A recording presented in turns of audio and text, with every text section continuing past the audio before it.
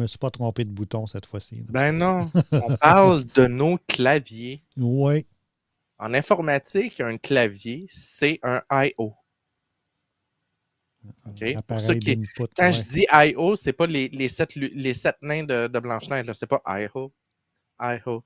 Je rentre du. Non, OK, c'est pas ça. Un I/O, c'est un input-output, une entrée, une sortie. Donc, un clavier, c'est un I/O, il permet d'entrer des données. Donc, d'où nous viennent les premiers claviers? Qu'est-ce qu'ils avaient l'air au départ? Pourquoi sont-ils faits comme ils sont faits? Évidemment, on va devoir, Patrice, reculer dans le temps parce que c'est rare qu'une invention comme un clavier soit sortie de même d'un esprit éveillé, sans aucune préparation préalable. Il y a eu quelques milestones qui ont été installés auparavant et ça nous amène à Johannes Gutenberg, évidemment, celui qui a inventé l'imprimerie moderne. Je ne me chicanerai pas avec vous autres. Il y a eu des tentatives chinoises de faire ce qui pourrait s'apparenter à de l'imprimerie avant Gutenberg. C'était pas exactement la même chose. C'était pas tout à fait industriel, ces choses-là. Donc, oui, vous avez raison, Gutenberg n'a pas non plus, lui, sorti de son chapeau l'idée. Il avait déjà voyagé, il avait déjà vu ces choses-là. Et autour de 1448, Gutenberg, a, oui. Gutenberg a emprunté énormément d'argent pour son idée. Il s'est endetté comme un fou et il a créé les premiers caractères avec de l'étain, du cuivre, ces choses-là. Puis il a commencé à penser à un concept pour être capable d'imprimer. Et l'idée qui est venue, c'est que, ben, évidemment, il alignait des petits caractères sur une table, il fabriquait une planche, puis après ça, il imprimait plusieurs fois le même feuillet, puis il restait qu'à découper les planches, puis à faire des feuilles. Puis pour pouvoir rembourser sa dette, qui était énorme à l'époque, il s'est dit quel est le livre qui est le plus lu? La Bible. Donc, un peu comme n'importe quel opportuniste en affaires en 2023, il s'est dit je vais me mettre à imprimer des Bibles, je vais pouvoir rentrer dans mon cash, ça va aller super vite. Ça s'est pas passé comme ça, Patrice. Il est resté pris avec ses Bibles, il Ah s'est oui. retrouvé dans la merde. Il s'est fait, ben, il n'a pas fait faillite, mais il s'est retrouvé dans, tu sais, qu'il devait de l'argent qu'il ne pouvait pas payer jusqu'à ce qu'un gentilhomme bourgeois de la haute société décide d'effacer sa dette. Et il a failli faire de la prison pour ça. Il s'est retrouvé finalement Oh. à être honoré comme un genre, on va te donner les honneurs là, parce que c'est toi qui as inventé ça. Ça va être à nous, là, ton invention. Tu vas garder un titre de noble dans notre ville, mais tu n'as plus de dette, mais tu sais, fais pas chier. Je résume, Tu OK? résumes, oui, Je oui. résume bien gros, là.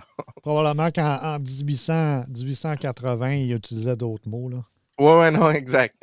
Pas Pas longtemps 1880. après, là, je dis pas longtemps après, on fait quasiment un bon de 100 ans, là, 1454, qui a été l'impression de la première Bible. En 1575, on a un Francesco Rampazzetto qui a inventé ce qui allait devenir l'ébauche de l'idée du peut-être futur machine à écrire. Oui, Donc, oui. on est beaucoup, beaucoup, beaucoup longtemps d'avance. On appelait ça la scrittura tactile. Désolé, je ne parle pas égyptien, italien, mais ça devait être ça. Puis c'était des tiges avec des caractères dans lesquels il fallait appuyer un après l'autre. Il n'y avait pas vraiment de spring. C'était pas vraiment efficace. Puis on avait une espèce de table dans laquelle on roulait la feuille ou le parchemin, puis on réussissait à imprimer. Fait que je vous cacherai pas que ça n'a pas fait long feu. C'était compliqué à reproduire, c'était compliqué à construire. Oui. Puis en 1575, les moyens pour fabriquer ce genre de choses-là à grande échelle, il n'y en avait pas. Fait que c'est resté plutôt une curiosité. Puis c'est tombé tranquillement pas vite dans l'oubli, mais ça a été On dirait repris. un kit à acupuncture, par exemple. Hein? C'est vrai, hein? Mais c'est de Oui, oui. l'acupuncture pour les feuilles. Oui.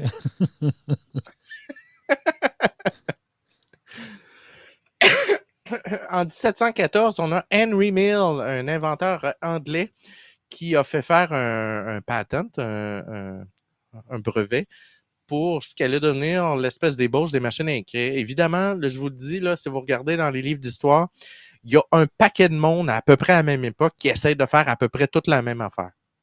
OK? Fait Oui, que oui, là, oui. plus ou moins 1700, ça tourne autour. On s'en va ensuite en 1829, William Austin qui a inventé un typographe qui allait servir surtout pour les gens qui faisaient du télégraphe. Donc, c'était les premières machines de manière électronique. Ça n'a pas super bien marché. C'était complexe à fabriquer, ça se brisait souvent, il y avait trop de pièces mobiles. Bref, ça n'a pas fait long feu. Puis en 1865, on a Henson qui a fabriqué c'est pas Henson, je ne me rappelle pas de son nom, c'est Rasmus Mailing Henson Oh, oui. qui a fabriqué le Henson Writing Ball. C'était Oh, cute. ben oui. Ouais, puis là, tu pouvais déplacer la feuille en tournant l'objet autour des poinçons. Fait Ah que ça oui, rappelle un oui. peu les poinçons de Francisco Ramparanzo, je ne me rappelle plus de Oh, son nom. Ça n'a pas levé. C'était très non. beau, par exemple. Oui, c'est trop Et en beau. 1868, c'est vraiment ce qui a donné le début du lancement commercial des machines à écrire.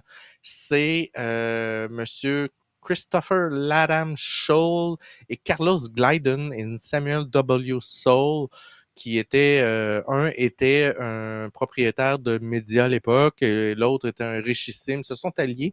Ils ont décidé de faire un appareil de type mécanique avec des touches, on enroule le papier, ces choses-là. Et ça, il s'est allié ensuite avec les frères Remington, qui étaient populaires après avoir créé les bons vieux pistolets Remington, qui avait une entreprise qui faisait de la métallurgie, était capable de Oh, oui. développer, il était très, très prolifique.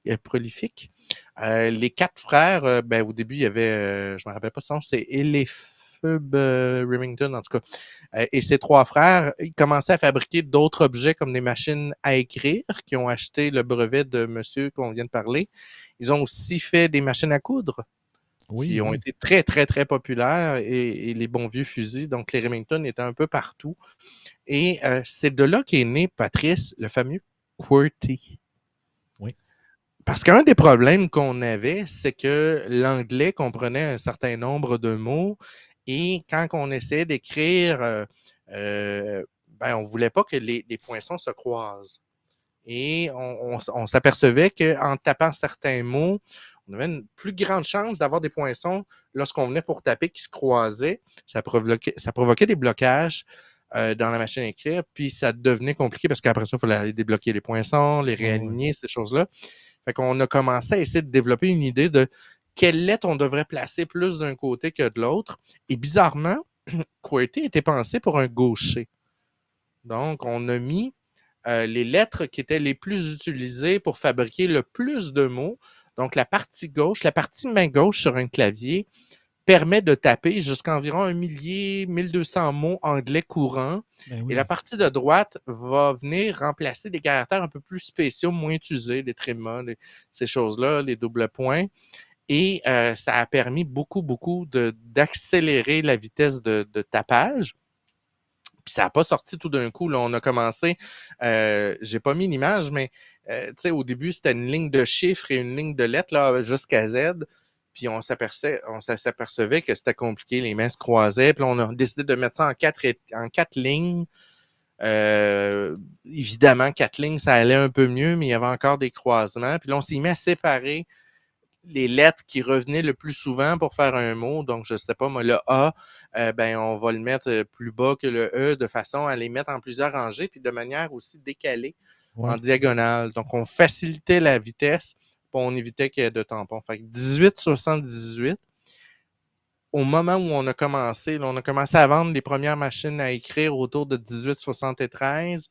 1878, on sortait le QWERTY, puis c'est là que ça se démocratisait en fou un peu partout à travers la planète. Évidemment, au début, entreprises, médias, richissime homme d'affaires. C'était pas rendu dans le peuple encore, mais ça débutait. Pendant longtemps, là, sur les curriculums vitae, là, le nombre de mots minutes à la machine à écrire était une compétence. Oui, oui, oui. Combien de Oui. mots minutes tu tapes? Puis, tu sais, le gros minimum pour qu'on commence à penser à te regarder, c'était si tu étais au-dessus de 60, 80. Oui. Puis quand tu étais une secrétaire respectable, tu étais plus dans le 120 et plus. Là. Oui. Il y a Oui. des gens qui allaient jusqu'à du 200 mots minutes, tu me corrigeras. Là. Non, c'est ça. Il y a des Oui. gens qui étaient très, très, très efficaces. Ça, c'est la première, en fait, la première. La deuxième machine, la numéro 2, celle qui a été la plus populaire de tous les temps, la Remington No. 2, 1889. Et là, on parle de quelque chose qui est vraiment plus abouti en termes de placement des touches, de rapidité, de fonctionnalité, puis de durabilité. Donc, on n'était pas toujours en train de la huiler, puis de la réparer, puis on commençait à avoir, moi, ce que j'appelle, c'est l'espèce de summum de la création de l'objet. Puis tranquillement, pas vite, ça s'est mis à se démocratiser. On commençait à avoir des foyers tranquillement, pas vite, qui en avaient. Et on a un gros gap qui part de 1868 et qui va franchir 1920, 1930, 1940. Et là, on parle surtout des télétypes, donc des claviers, des machines qui venaient remplacer les télégraphes et qui permet d'envoyer des télécopies à des entreprises de médias à travers le monde. On avait un clavier qui était branché un peu comme les machines à écrire avec une espèce de carton avec des poinçons, puis on recevait des impulsions électriques, on pouvait reproduire, tac, tac, tac, tac, tac, tac, puis on renvoyait la télécopie. Ça a été comme ça jusque dans les années 40, 50, et le début de la conquête spatiale de l'informatique a poussé les entreprises à développer, dont IBM, Bell Lab, à chercher des solutions. Et au départ, un peu comme ce qu'on voit actuellement, Patrice, Univac 1 et 2, qui est le précédent qui a suivi après les ENIAC, on prenait littéralement un télétype avec le clavier, puis qu'on venait incorporer dans le meuble de ENIAC et on incorporait les câblages, tout ça pour être capable de communiquer. Donc, c'était littéralement électromagnétique et mécanique. Puis ça l'est resté jusqu'au début des années 70. Oh, oui. Fait qu'on voit encore ici, là, on est autour des années 67, 68. Je pense que c'est un des derniers Univac. On commence à parler d'un clavier qui est plus mécanique dans le sens qu'on l'entendait. Donc, on s'éloigne de la machine à écrire. On a des contacts électriques qui parlent au serveur. Donc, on a un début d'apparence de clavier. Et ça nous amène en 1970, qu'on peut dire le début de la création d'un clavier qui sera à part entière, sa propre vie, toujours évidemment avec le fameux QWERTY. Le premier que j'ai repéré, puis il y en a probablement eu avant, là, c'est le Altier, le Computer Altier en 1970. Évidemment, ces claviers-là sont nés, Patrice, de la volonté lors de la création du multique.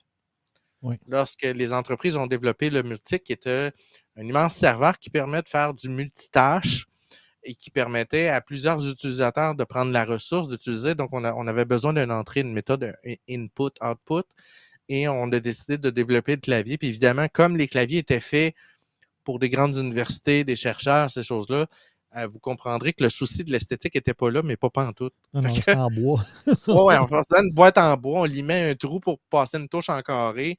On peignait souvent le chiffre dessus, on se mettait un collant, merci, bonsoir. On a un clavier. Ah oui. Et c'est d'ailleurs, Patrice, là, je te volerai pas ton punch pour toi, mais c'est resté ça aussi pour l'Apple, le premier clavier, qui était aussi fait littéralement ou presque en bois. Ça nous amène au début des années 77, le début des consoles vidéo domestiques, micro-ordinateurs pour le grand public. Ici, on a un TRS-80 en 1977. Le premier modèle a été vendu avec un clavier qui comprenait l'ordinateur en tant que tel. Puis là, tranquillement, pas vite, on a séparé la partie boîtier ordinateur de la partie clavier. Évidemment, ça a impliqué une méthode de communication, la part série, ces choses-là qui s'est développée. Et le clavier tel qu'on le connaît a commencé à se développer avec les premiers Commodore 64 qu'on voit, là, Ouais, même les la VIC-20 barre, avant. Là. Ouais. les VIC-20 aussi, qui avaient aussi la même chose. Les touches fonctions qui sont apparues, qu'on connaissait pas, qui étaient tout d'abord sur le côté, mais qui sont venues s'ajouter sur le dessus des claviers par la suite. Et ça m'amène à vous parler des autres types de claviers. On a le fameux Azercy, qui est le clavier français qui a été développé par la France pour d'autres soucis, parce que certains mots étaient plus utilisés. En France, il y avait une certaine catégorie de personnes donc qu'ils ont développé. C'était pas supposé faire long feu. Ça a duré beaucoup plus qu'on pensait, puis c'est devenu Ben oui. une norme. Et nous, on a développé le canadien-français multilingue. Et ceux qui ne savent pas, c'est une création qui n'a pas été créée par un seul homme, mais qui était en partie due à Alain Labauté. Alain Labauté, qui est un auteur très, très connu au Québec, qui a œuvré dans la langue française et qui figurait dans le ministère, qui a proposé la norme canadien multilingue et qui a été adopté par le gouvernement québécois et depuis est utilisé. Et le clavier canadien-français comprend certaines particularités que d'autres claviers n'ont pas, Patrice. Est-ce que tu as une idée de Ouais. ce que, à part les accents, parce que même les claviers américains ils ont des accents? Oh, mais là, probablement certains sigles qu'on n'a pas dans d'autres claviers, là. Se peut-tu? Je veux juste taper le nom, je veux juste... moi, je me rappelle pas du nom les lettres qui sont collées, qui sont en français comme OE, Oui, ouais, pour bœuf ou pour. Oui, oui, AE, oui, oui. ces choses-là. Donc, les liaisons de lettres. Donc, le clavier canadien-français permet l'utilisation de ces lettres-là, qui sont dites de groupe 2. Donc, vous voyez la flèche de droite là, qui permet d'aller choisir le groupe de touches. Oui. Donc, puis on a remplacé certaines touches, le E accent grave, le A accent grave. Si on regarde en haut, les touches, le CCD, le petit chapeau Ouais. circonflexe, les 2 points, le E et le A sont des touches qui sont dites non utilisées normalement. Ils ont été spécialisés dans ce clavier-là. Et c'est tellement bien fait, le clavier canadien multilingue, qu'il est désormais utilisé à l'international au-dessus de bien des claviers, entre autres le clavier traditionnel anglais, américain, euh, QWERTY qu'on nous connaît. Et évidemment, vous comprendrez qu'il y est apparu depuis des milliers de types de claviers, d'agencement pour que ça, le coréen, l'espagnol, ainsi de suite, en repositionnant des touches toujours sur la même logique. Quelles sont les lettres qu'on tape le plus souvent? De quelles mains vont-elles être tapées? On veut éviter de se croiser, améliorer la rapidité de la frappe, Ah oui. ces choses-là. Donc, on va mettre les lettres les plus souvent tapées vers la gauche, les un peu moins souvent en haut à droite, et les lettres ou les ponctuations qui sont encore moins souvent, on va les descendre dans le coin droit. Donc, c'est un peu la même logique dans les autres langues, ce qui fait que les lettres vont légèrement changer. Et qu'est-ce que nous réserve le futur des claviers, Patrice? Ben, on parle de clavier holographique, là, donc Oui, potentiellement. Oui, les oui. claviers laser. On a le retour depuis 2, 3 ans d'une espèce d'ennui ou de volonté de regoûter aux bons vieux claviers mécaniques Oui, qui font du bruit. Les gamers sont très, très... ils adorent ça. Et là, c'est fait tout un marché, Patrice, de claviers de type mécanique dans lequel on peut changer les touches. Et là, on a des hauteurs de touches. On a des touches qui sont bleu pâle, rose, orange, et que chacune de ces couleurs-là va définir une espèce de pression. Est-ce que je dois appuyer plus fort? Est-ce que le clic est oui, audible ou oui, oui, pas? oui. Est-ce que c'est silencieux? Est-ce que j'ai un retour dans ma touche? Et là, on peut venir personnaliser. J'ai d'ailleurs un de ce genre de clavier-là.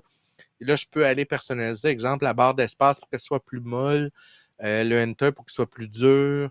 Et je peux aller changer les caps avec des caps transparents de couleur. Donc, on est beaucoup dans la lumière. C'est ce qu'on est actuellement.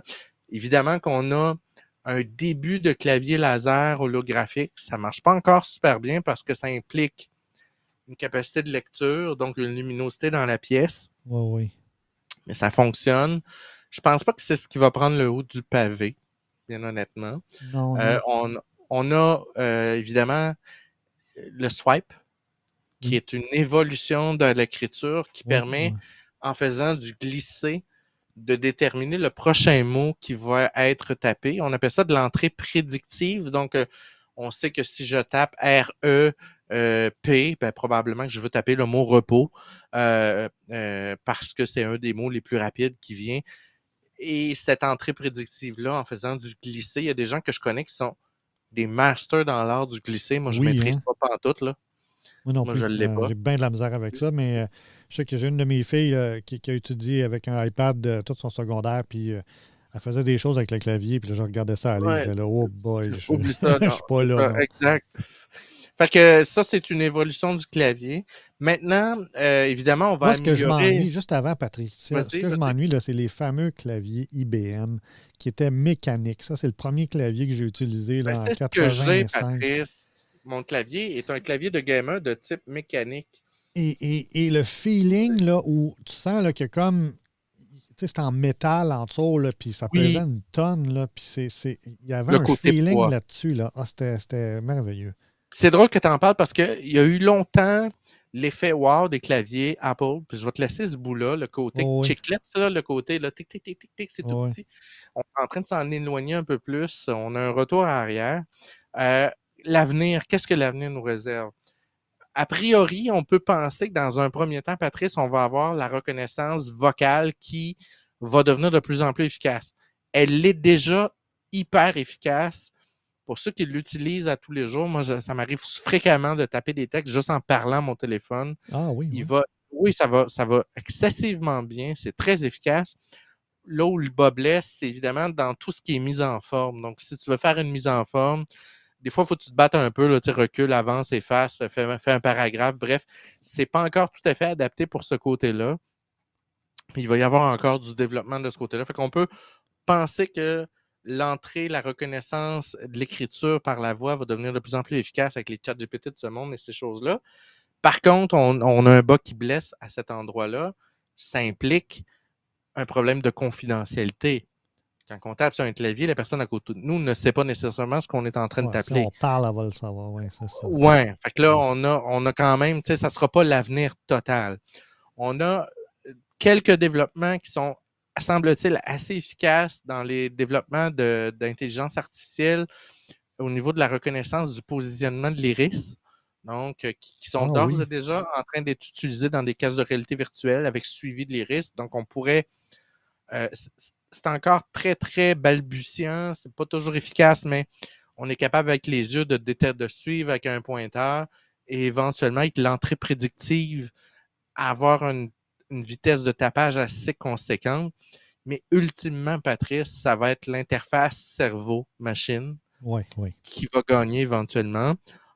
Je te l'ai déjà dit, je pense que j'en ai déjà parlé. Il y a quelques découvertes qui sont en train de se faire dans lesquelles, il y a quelques semaines, on était capable de prédire l'image qu'une personne voyait branchée dans un système MR, résonance électromagnétique.